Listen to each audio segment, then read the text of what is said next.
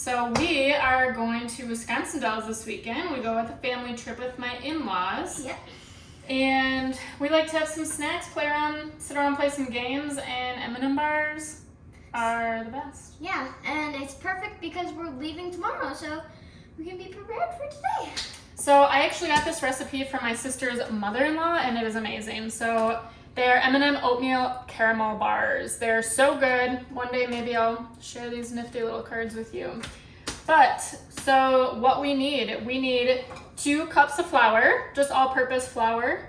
We need 2 cups of old-fashioned oats. I have everything already measured out here. We need, oh, you know what? I lied. We need 1.5 cups of brown sugar. Let's go get that. All right, so in case you forgot, 1.5 cups of brown sugar. Let's see. We need a teaspoon of baking soda, of kosher salt. I have mine in just my salt cellar. You need 3 heaping bars of butter because it'll make it amazing. And you need 1 cup of chocolate chips. We use the Lily's like dark chocolate, any milk chocolate or dark chocolate, heck, maybe even peanut butter. You try peanut butter little crisps. And you need 1 cup of M&Ms. And the secret amazing ingredient, we already used half of it because I just made some for the 4th of July, is the Smucker's salted caramel topping. It's so good. All right, let's get started, kiddo. All right. So, actually, I wonder, let's get you a stool.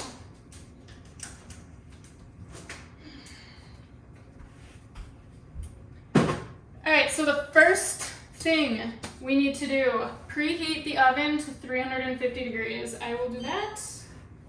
All right, let's go. So, what I want you to do right in this big old bowl here, so you're gonna mix all of the ingredients together except your M&Ms and the chocolate chips and the salted caramel. Okay. So that, why don't you take this one? That's your flour. Flour. Okay, pour it all in. All of it right in here.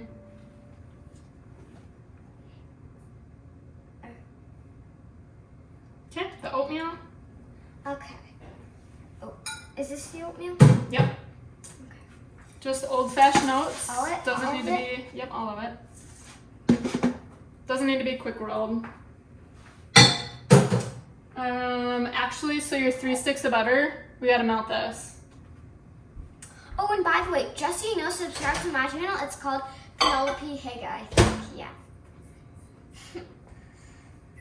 Because, oh, and make sure you subscribe to the Haga family because we're going to be doing a Wisconsin Dells tour.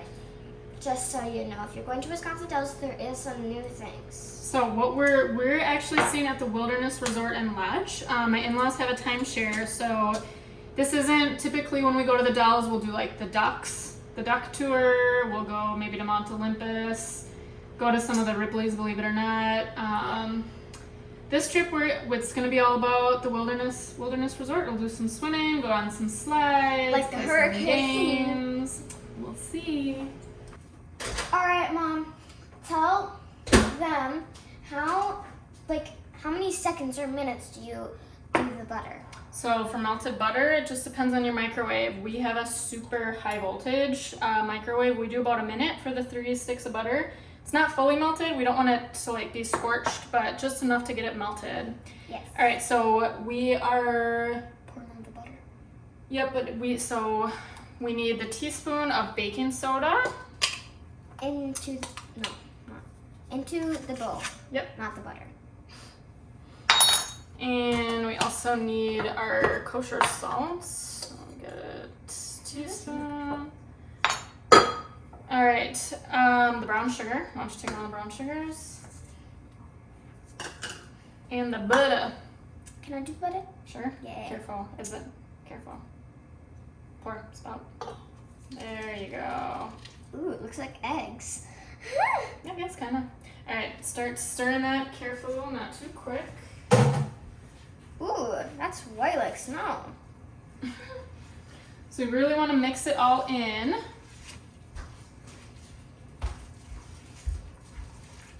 Also, make sure you really dig into the bottom so then there's no more like white into it. So like here, you want to really mix that up. into the brown part.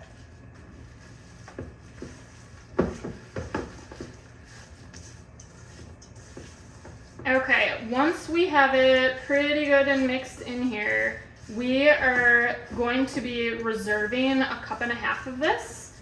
And actually, we're just gonna use the bowl that, no thank you, that we just melted our butter in. Oh, that one. It'll help it not stick. So save 1.5 cups.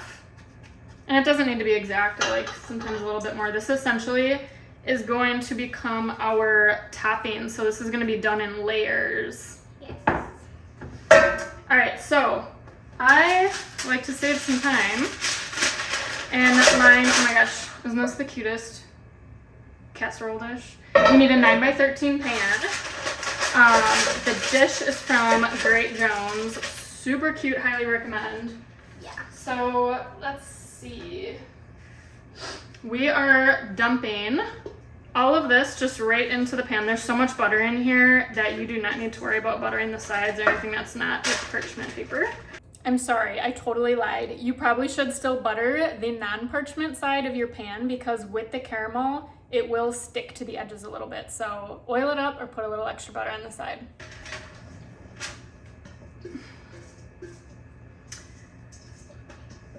And then this is where you can spread a little bit. Sometimes you're just gonna have to get your hands dirty here. Make sure you wash your hands. Yes, before you touch food. And then we gotta flatten her out. We wanna spread, I've also done this in like 9x9 like little pans and separated them out. The parchment paper is a big time save at the end of this. It's just easy to pull it out. I kinda wanna get all of this flattened in here. Try and even it out as much as possible. It's pretty pliable. Oh my gosh, when these come right out of the oven, if you have some fresh made vanilla ice cream, oh, so good. Typically though, when these are done, I like to let them set a little bit, so I might just pop this whole thing right in the fridge. All right, so we have everything here flattened out. We got all of our mix here. So this, in our oven at 350, we are gonna bake this for 8 to 10 minutes. Yes. After the 10 minutes are over, you should take the M&M bars out. Sorry. And you should always use the gloves. So any hand Oven mitts. Yep. Yes. All right, our 8 to 10 minutes are up. They're looking beautiful. They're already sliding around because there's so much left. All right, so first things first. Oh yay! Can I do Very hot. Why don't you bring the stool over a little bit? Okay. All right, carefully make sure you don't touch this, okay? So you're gonna want to sprinkle the chocolate chips. Just sprinkle like this. Okay. And you also want to sprinkle your M&Ms. We are missing blue and red. We made these for the 4th of July. Do not touch any. And thank you. Sprinkle, try and get a little bit even all over. You're gonna have real chocolatey parts. And then, all right, once we have all of the chocolate chip spread, we're gonna take the M&Ms. We're gonna kind of do the same thing here. So sprinkle around, try and make sure they're even. Don't forget the corners and the edges. Don't touch. All right, once we have our M&Ms, we have our chocolate chips in there. Like I mentioned, the Smuckers, since I just used this, I am going to put this in the microwave for about 15 seconds so that it's easier to pour. Yes. Once the M&M bars are done, they might be a little sticky. Like when I eat it, it's sometimes a little sticky. That's because of the secret ingredient. All right, so please remember to take off the lid of your caramel before you put it in the microwave. All right, so here, we just kind of pour this on. Again, these are gonna be cut up. We usually cut them into like 16 bars. You wanna make sure no one's missing out on the caramel here. So we do about half of the tub each time. So per jar, you're gonna get about two servings of M&M bars. After that, we have our leftover toppings, that 1.5 cups that we saved earlier. We're gonna pour that back on. So you wanna sprinkle it on top, kind of just get it out of the jar to begin with. And then please don't forget this pan is really hot. But I like to just kind of use my hands, again, to kind of crumble it up a little bit and get it spread out. So just kind of spread it along the top. And make sure you don't like miss that many spots, but it's okay to miss some.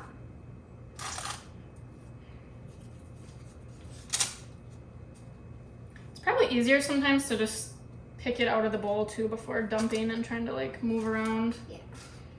Okay, our 20 minutes are up. They're nice and golden brown. Nice. We're gonna let them cool for probably about 30 minutes before we put them in the fridge. That way it'll harden up a little bit and then we can easily pull it out and cut them up. So we can bring it out of the pan. I like to do this in like, so we get like 16 pieces. So I cut down the middle, and then half of that and half of that, and you get about 16 pieces, which is a great serving. If they can last more than a couple days, that's impressive. We either keep these in an airtight cookie jar on the counter, or I will make about half a batch, or kind of those 9x9 pans I was mentioning earlier. If you make 2 of those, they're a little thinner, but you can put a batch in the freezer and they do hold up really well. When we're super busy in the summertime, it's nice to just be able to take them out. I totally cut this wrong, I'm sorry. So we're gonna get extra pieces, but that's okay. That's what happens when I'm talking and not paying attention.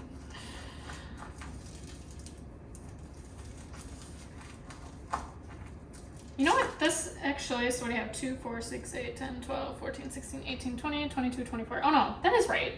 I lied about 16. 24 pieces.